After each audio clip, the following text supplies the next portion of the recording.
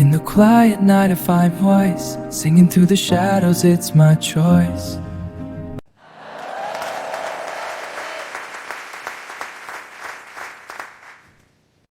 The studio lights dimmed as the host's voice echoed across the packed auditorium. Up next is a young man with a story he's never shared on any stage before. The announcement alone stirred curiosity. The atmosphere shifted, quiet, expectant, electric. A single beam of soft blue light cut through the darkness, illuminating a slender teenage boy stepping slowly onto the PGT 2025 stage. He walked with careful, almost hesitant steps, clutching an old weather-worn acoustic guitar against his chest like a shield. The wood was faded, the strings slightly discolored. It looked like a guitar that had seen years of stories long before he ever touched it. The boy's eyes stayed down, and the audience could see how tightly he gripped the microphone stand as he reached center stage. He swallowed hard. His breathing shook. He was clearly nervous, but there was something else too, something the crowd couldn't quite name. A heaviness, a mystery, a quiet fire hidden behind timid eyes. The judges examined him with interest. Robin Padilla leaned forward, brows drawn together. Vice Ganda tilted her head, sensing emotional weight. Angel Loxon offered a soft, encouraging smile, and then there was Simon Cowell, who had been invited as a special guest judge for the finals. Simon studied the boy like he was a puzzle, one that suddenly mattered. "What's your name?" Angel asked kindly. The boy hesitated. His fingers trembled as he lifted the microphone. "My name is Alan," he said softly. "Alan Aguilar." A wave of murmurs rippled through the audience like a sudden gust of wind. Aguilar. That name carried weight, history, music, legacy. Even Simon's eyebrow rose an inch, an expression tiny but loaded with curiosity. "Aguilar?" Vice asked, exchanging a quick glance with Robin. "As in—" Alan's throat bobbed as he swallowed. His voice came out barely above a whisper. "People say my father was Freddy Aguilar."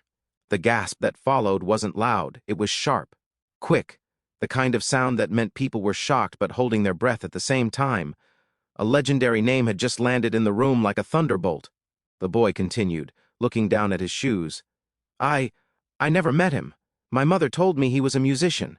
That's all I know." His voice quivered on the last words, and for a moment, he looked like a child standing on a cliff's edge.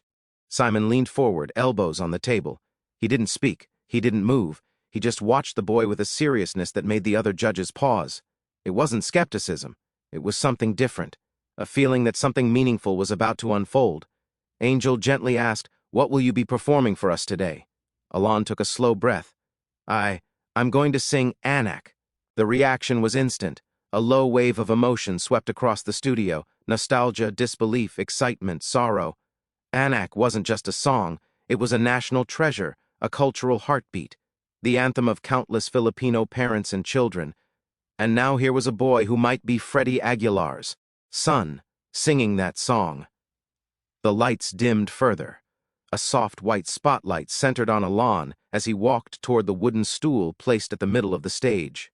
He sat down, adjusted the guitar, and stared at the strings as if they held the answers to questions he'd carried his whole life. The judges waited. The audience leaned in. The entire hall held its breath, because everyone sensed the moment was bigger than talent, bigger than competition, bigger than the show. This wasn't just another audition.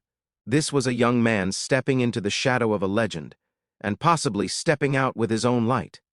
The studio was so quiet you could almost hear the hum of the cameras. Alan sat on the wooden stool like he was afraid it might break beneath the weight of his emotions.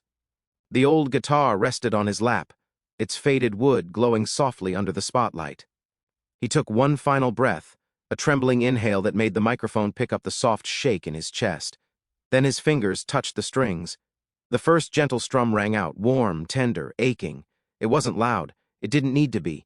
It carried the kind of softness that silences a room without asking. The audience leaned forward collectively, drawn by the delicacy in the sound. All eyes fixed on the boy who had barely spoken moments ago. Alan lifted his face, and for the first time his eyes weren't downcast. They glistened under the lights, filled with something raw, something unhealed. He opened his mouth and released the first line of Anak. The note quivered, but not from weakness. It was the quiver of someone holding back tears, the crack of someone who had carried a heavy story for far too long. His tone had that haunting warmth that Filipinos grew up hearing from Freddy Aguilar, yet there was something fresh, an innocence, a youthfulness, something uniquely Alan.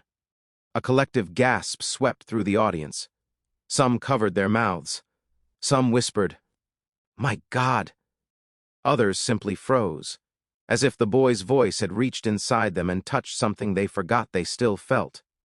Even the judges reacted instantly. Robin Padilla closed his eyes, pressing his lips together. Vice Ganda's smile faded into an expression of quiet awe. Angel Loxon placed a hand over her heart, visibly moved. And then there was Simon Cowell, the man known for his unshakable composure, stopped, completely. He didn't blink, he didn't shift, he didn't even breathe for a moment. His eyes widened slightly, registering a shock so genuine that even the camera crew zoomed in, sensing a moment television rarely captured. Simon wasn't just surprised, he was pulled in, emotionally, involuntarily. As Alan continued, his voice grew steadier, fuller. The guitar's gentle rhythm blended with the resonance of his words. On the massive LED screen behind him, soft visuals appeared, images of Filipino childhood, barefoot kids running on dusty roads, old family photos, quiet moments of mothers raising children alone. These weren't added for drama, they mirrored the weight inside Alan's voice. The lyrics carried more meaning because he wasn't just singing them, he was living them. When he reached the line that spoke of a parent's pain and sacrifice, Alan's voice cracked again, but this time it wasn't fear, it was honesty, pure, unfiltered emotion. A ripple went through the audience as sniffles began filling the air. Some people wiped tears quietly. Others held hands, overwhelmed by nostalgia and sorrow. Simon still hadn't moved. His eyes were fixed on Alan, studying him the way he only did when he witnessed something once in a generation. He leaned back slightly, as if trying to steady himself from the emotional hit he didn't see coming. As the music flowed, Alan seemed to become someone else, no longer the shy boy who stepped onto the stage, but a storyteller, a vessel. His voice filled the hall, echoing through every corner. The song wasn't just heard, it was felt. By the time he reached the chorus, his tone carried both hope and heartbreak. It sounded like a son singing not just a song, but a message across years of silence. The audience reacted without thinking. People stood, slowly, silently, reverently. Halfway through the performance, the guitar string vibrated with a deep hum, and the stage lights warmed to a soft gold. The atmosphere grew almost sacred. Cameras panned across the judges again. Every one of them was emotional, and still Simon Cowell remained frozen, staring with a depth that suggested he wasn't watching a contestant. He was witnessing a revelation. When the chorus faded and the final verse approached, Alan's voice softened to a whisper-like tone. The words trembled with truth. It was the sound of someone singing to a father he never knew, to a childhood full of questions, to a past he couldn't change. And the entire audience held their breath, waiting for the final note. As the final verse of Anak approached, the entire PGT studio felt as if it had entered a different world, one where time slowed and every breath carried meaning. Alan's fingers trembled lightly against the guitar strings, not from nervousness anymore, but from the emotional storm building inside him. The spotlight overhead softened, casting a warm halo on the young boy who had poured his soul into every lyric. When he reached the last line, his voice thinned, gently cracking, breaking open like a confession he'd been holding for years. The note lingered, delicate and trembling, floating through the silence like a final plea. And then it stopped. The guitar fell quiet. The room remained frozen. Not a single person clapped, because they couldn't. They were too stunned, too overwhelmed, too emotional to move. It was the rare kind of silence that happens when something touches both the mind and the heart at the same time. Then a single sound pierced the stillness, a soft sob from somewhere in the audience. It was enough to break the spell. Within seconds, the entire studio erupted into a standing ovation. Loud, powerful, emotional. People rose to their feet not with excitement, but with gratitude, as if they had just witnessed something sacred. Some wiped tears openly, others cried quietly into their hands. Mothers hugged their children. Fathers looked down, lost in the memories the song stirred deep within them. But the most shocking reaction wasn't from the audience. It was from Simon Cowell. Simon slowly stood up, still wide-eyed, still stunned, still visibly shaken. For a long moment he didn't say anything. His chest rose and fell with a slow, heavy breath.